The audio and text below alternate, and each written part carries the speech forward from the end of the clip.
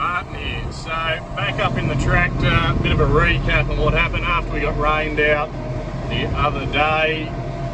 We only got about a mil of rain, so I actually just went to a neighbour's place and just hung out with him for a while, moving pig traps about. The sun came out, the wind was blowing, so came back out, got back into it, got 6 hectares done, and then this happened.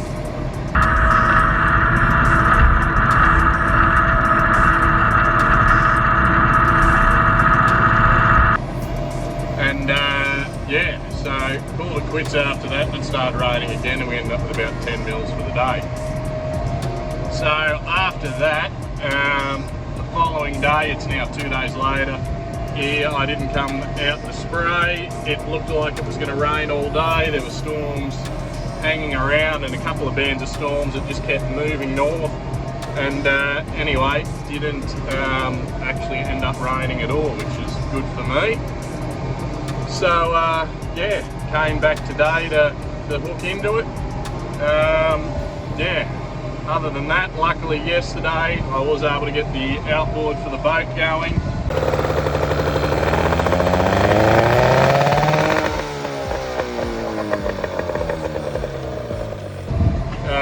Found this in the carby.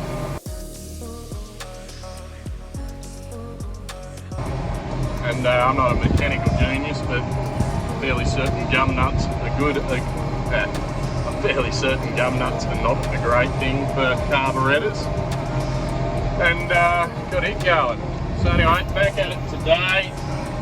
Hopefully get the whole place sprayed today.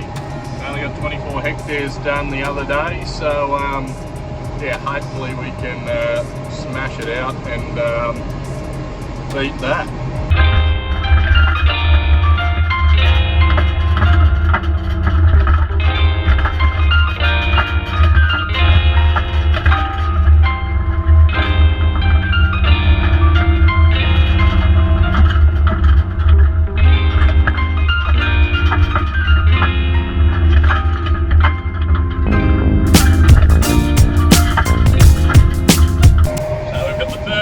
Done without issue, only, you know, a day and a bit later, now into the next one.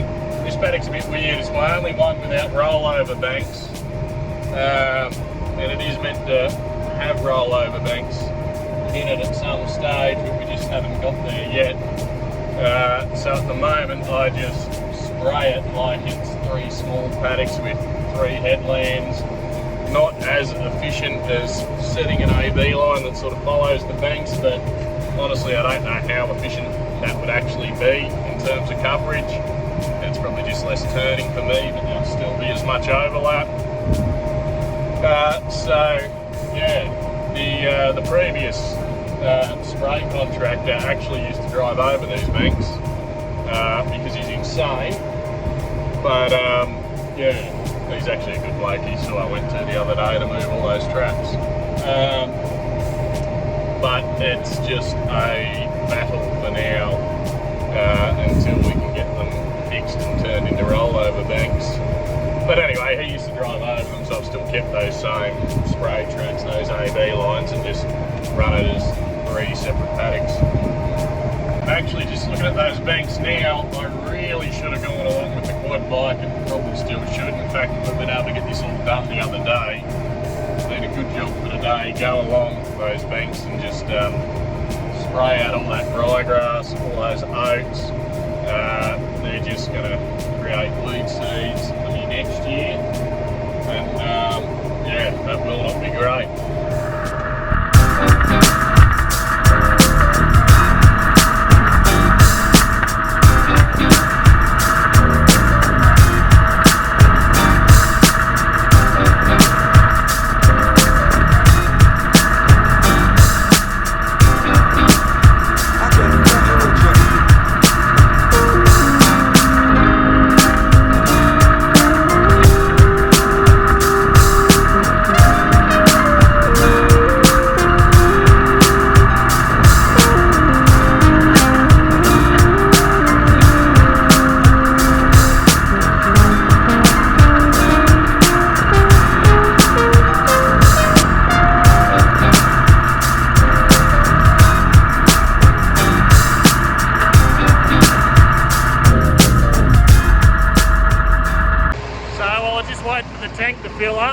I thought I might give you a bit of a rundown on the other tank setup, the water tanks. So basically I've got two tanks set up here. I've got that one there which is a rainwater tank, and that one there which is overflow plus bore water tank. And the reason why I've got it set up, it's obviously plumbed up differently so I can select which tank I'm pulling from. My rainwater tank I can save for all my fallow jobs, fly jobs. Not that our bore water's too bad, but I just don't want to run the risk, you know what? Why make things harder than they have to be? So we've got those two tanks set up. And of course once, if we do run out of rainwater, we can swap over to bore water. You can see the line going up into the tank there. That's just plumbed into the main tanks that run to all the troughs, and so that's got a float valve in it. And that'll fill up, so if we do need to run bore water, we can run bore water. But we do have rainwater as our preference. At the moment, doing a fungicide, it's not too, it's not something that's really affected by bore water. So we've got bore water for this job, and we'll save that rainwater for our knockdowns going into the sorghum crop. Anyway, I better get back to this tank. So we've just filled up for the last time in the last paddock of the day on the homeward stretch. So we're just, last little 8 hectare run to go. What are we? 12% of the way done. We haven't even done one stretch of the, there goes the GPS. We haven't even done one stretch of the one run. GPS, as I said before, does have a habit of cutting out randomly at sometimes. Sometimes it's fine for ages, sometimes it clicks off every 2 seconds like that. This paddock's a fairly interesting one as it had no extra nitrogen added this season. It was absolutely pumping for egg, so we didn't add any more. And it looks pretty good so far. Not 100% sure as to why it was so high in nitrogen. It did have a massive level of organic matter, and I figure that's the main reason. It gives me mineralisation from that.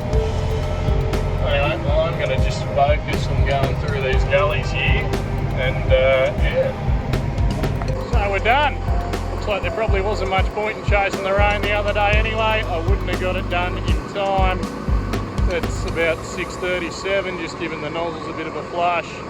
And I've been out here since about 9 o'clock, so it wasn't going to happen the other day anyway.